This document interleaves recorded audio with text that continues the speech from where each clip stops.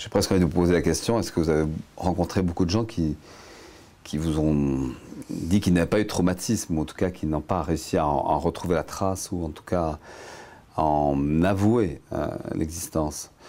Pour moi, c'est assez simple, c'est assez récent. Il y a certainement des traumatismes qui sont liés à l'enfance, mais il y en a un qui est assez présent aujourd'hui, à l'heure à laquelle je vous parle, qui est lié à l'enfance, mais pas la mienne, celle de ma fille. Il y a quelques années, il n'y a pas très longtemps, je me suis trouvé en situation de vouloir adopter un enfant. Et pour des raisons qui sont importantes à signifier. C'est-à-dire que quand on sait qu'on ne peut pas adopter, qu'on ne peut pas faire soi-même des enfants, il faut faire autrement. Donc la stérilité vous amène à faire ce propre chemin, qui est déjà un chemin assez complexe, de reconnaître l'impossibilité, accepter cette forme d'impossibilité de se reproduire. Et donc le chemin qui vous mène à la rencontre avec un enfant est déjà un chemin qui engage, qui sollicite beaucoup.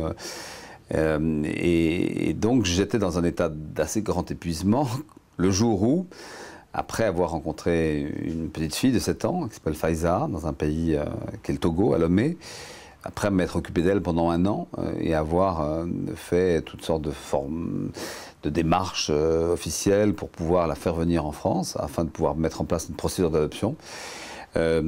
C'était une période où je voyageais beaucoup et j'étais en Afrique du Sud. Pour moi, l'Afrique est un univers très chargé de tous ces traumas-là, parce que vous les croisez à chaque coin de rue.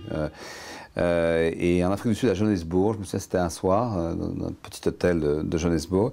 Il pleuvait énormément, il y avait un orage, comme il y en a beaucoup en Afrique du Sud, très impressionnant, où vraiment l'eau entière du monde se déverse sur vous et sur la jacaranda en fleurs de la ville à l'époque. J'ai eu un appel téléphonique venant de l'ambassadeur de France à Lomé, et qui m'a expliqué que ma fille ne pourrait jamais être ma fille parce que c'était impossible en raison des conventions liées à l'adoption internationale, ce qu'on appelle la Convention de la Haye, qu'un adulte puisse adopter un enfant qu'il avait lui-même choisi. Et que donc il fallait que je renonce à l'idée qu'elle puisse disposer d'un visa d'adoption pour venir en France me rejoindre. Et là, à ce moment précis, je me souviens, il faisait nuit déjà, j'ai laissé tomber mon téléphone.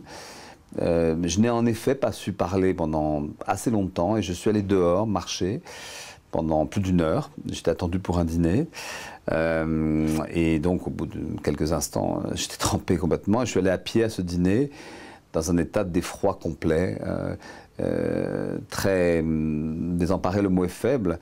Et je suis arrivé à ce dîner, qui était un dîner comme il peut en avoir, avec des artistes qui étaient là et qui parlaient d'un autre sujet qui n'avait rien à voir avec le mien. Je suis arrivé dans une espèce d'état de prostration totale. Et puis au bout de quelques instants, j'ai dû partir parce que je ne tenais pas. Et là, la voix m'est revenue. Et je me souviens de cette longue promenade dans Johannesburg, qui était plus dans un quartier dit dangereux, où pendant près d'1 heure, j'ai poussé des cris effroyables, qui m'ont rendu aphone pendant quelques jours, mais ça, c'est pas le problème, mais en tout cas qui sont restés en moi. Comme ceux qu'on imagine quand on voit souvent sur les photographies une mère devant un enfant qui est mort.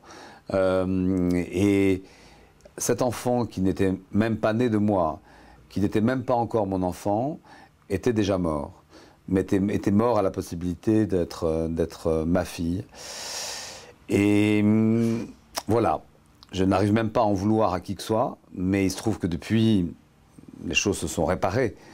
Mais j'ai imaginé ce que pouvait être pour plein de gens ce trauma qui est le refus de passer la frontière, l'impossibilité de rejoindre les siens, et tous ces traumas qui sont ceux de la guerre, qui sont ceux du sous-développement, du dialogue nord-sud, l'impossibilité pour un père de soigner son fils ou sa fille qui est malade dans un pays où il n'y a pas les médicaments, alors qu'au nord, il y a des médicaments.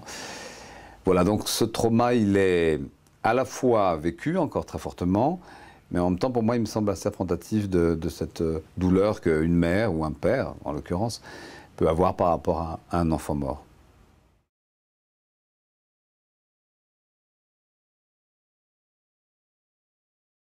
Oui, il faut avoir une démarche très active pour pouvoir en arriver là. C'est-à-dire que quand on adopte seul, enfin, qu'on a 50 ans, qu'on adopte seul une petite fille qu'on a choisie en plus, et qui a à l'époque 7 ans maintenant. Elle a eu 9 ans quand elle est arrivée en France et elle a 11 ans aujourd'hui. Il faut y mettre une énergie invraisemblable. J'ai pas fait une chose qui m'ait plus occupé la tête, l'esprit, le corps, enfin tout. Pendant 2 ans et demi, je ne vivais qu'à travers ça. Et aujourd'hui, oui, je suis très impressionné par cette question-là. Je sais pas, sur la question que vous me posiez par rapport à la couleur, ce qui m'impressionne beaucoup, c'est à quel point on peut être proche, ressemblant, lié, mais lié avec ce lien organique, physique, de la chair, et aussi différent physiquement, car j'ai les cheveux assez peu tressés, et je suis quand même assez pâle, donc... mais ce rapport-là est magnifique, oui. Enfin, ce rapport, je pense que tous les parents qui le souhaitent ont avec leur enfant. Donc, en effet, tout ça a été réparé. Il y a ce chemin qui a été fait. Et en même temps, quand même, il y a des violences qu'on se fait à soi-même quand on n'est plus l'ami de soi-même, mais quand on est l'amant de soi-même. Il y a des violences qu'on se fait à soi-même qui restent très, très fortes. Et je n'ai pas eu de mal à tout de suite répondre à votre invitation à parler d'un trauma. Non pas par exhibitionnisme, parce que celui-là existe. Il y en a d'autres qui remontent à la petite enfance, mais qui sont, je dirais, ceux habituels que probablement l'enfant peut avoir quand sa mère disparaît, quand son frère part faire des études et qu'on se retrouve tout seul à la maison. Mais celui-là est très fort parce que pour moi, tout d'un coup, je me suis rendu compte que c'était que la disparition, non pas d'un être cher, j'ai perdu ma mère quelque temps après, mais d'un être qui était sa chair, voilà.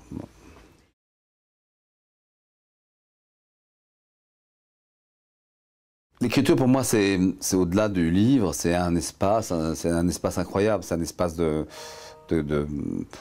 espace de bien-être, de plaisir, de liberté, et parfois de confession, de consolation, pardon. C'est un espace que je maîtrise. C'est un espace de bonheur qui est hors du temps et qui en même temps, qui est le temps, qui est la liberté du temps, dans le fond, le travail est extrêmement contraignant. Le vrai trauma, c'est le travail, c'est de devoir travailler. C'est formidable de travailler avec des gens en équipe, ça c'est merveilleux de faire ensemble, mais la liberté d'écrire est capitale. Et c'est vrai que, en l'occurrence, ce livre, non pas m'a aidé, c'est pas le mot, mais j'ai eu vraiment besoin de formaliser cette histoire-là. Et donc, oui, l'écriture m'a permis, en tout cas, d'avoir une vision à peu près claire de cette démarche qui consiste à vouloir avoir un enfant alors qu'on n'en voulait pas avant et que parce qu'on sait qu'on ne peut pas en avoir, on décide qu'il faut en avoir. Voilà, donc oui, c'est un moment que j'attends toujours, le moment d'écriture. C'est le seul moment que j'attends vraiment. Et d'abord, il se fait attendre parce que il se fait désirer, plutôt parce qu'en fait, c'est pas facile d'écrire, on n'écrit pas comme ça, c'est pas mécanique. Et puis ça vient, puis après, il faut qu'on trouve le moment pour... mais oui, il n'y a que ça qui me plaise vraiment.